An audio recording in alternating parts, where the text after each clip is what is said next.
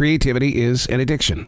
You have to live with it. You were born with it. You're going to die with it as well. But we don't get to see that side of the story because the person doesn't instantly wake up and say, you're not going to believe what my mind was doing while I was dying. But it's going to be with you. And I don't mean to be so blunt and dark right now. I'm just laying it out on the line.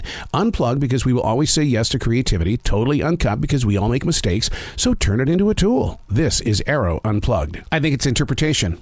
That's how we can best describe what it is that we do as writers. It's interpreting what is going on around us. Not just a journal writer or a journalist or an author of action or mystery or crime. There's always something taking place around us. So we try to interpret what is going on. And we, some writers like to build a story around it and turn it into a something for the imagination of a passerby or reader. And then there are those that like to deal with facts and facts only.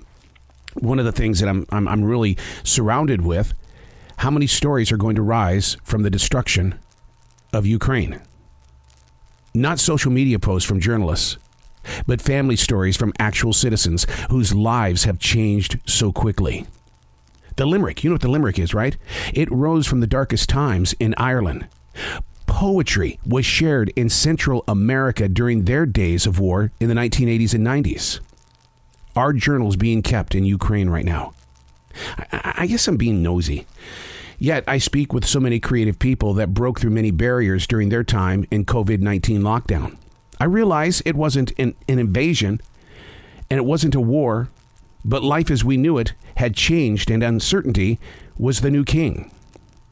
They pushed their creative energy forward, and today we are receiving the end result of their art and how they didn't stop with creativity. Streaming is a global expression that reaches beyond your borders. Allow the seeds to be planted. It's time that you start sharing your story. Hey, it's Arroe. This is The Daily Mess, a chronological walk through an everyday world. I am a daily writer. My very first book, it actually, which was strange because it wasn't supposed to go this way, One Man's 1,021 Thoughts, actually documented the journey and the birth of an artist on canvas. And I was that guy, yeah. But when you go back and you read it all these years later, you're reading about somebody else. You see somebody else's shoes and the steps that they were taking. And my second book, the follow-up, Another 1,021 Thoughts, took us through the dark period after 9/11.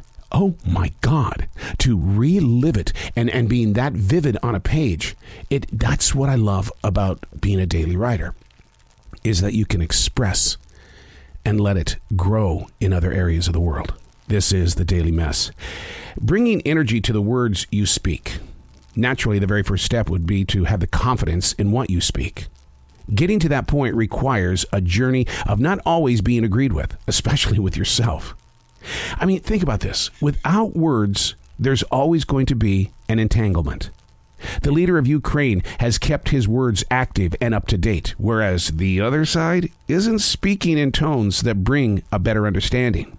There are rumors that both leaders are going to get together, but rumors are like assumption. Remember, the first step is having the confidence to speak. There is no movement in assumption. And if you're assuming, it's only a rumor. Being transparent.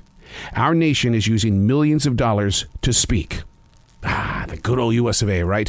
Millions and billions of dollars. That's how we're speaking. Sadly, on this side of the nation's actions, giving money away, those aren't words. That's just giving money away. Where are the words? How are you going to use your words?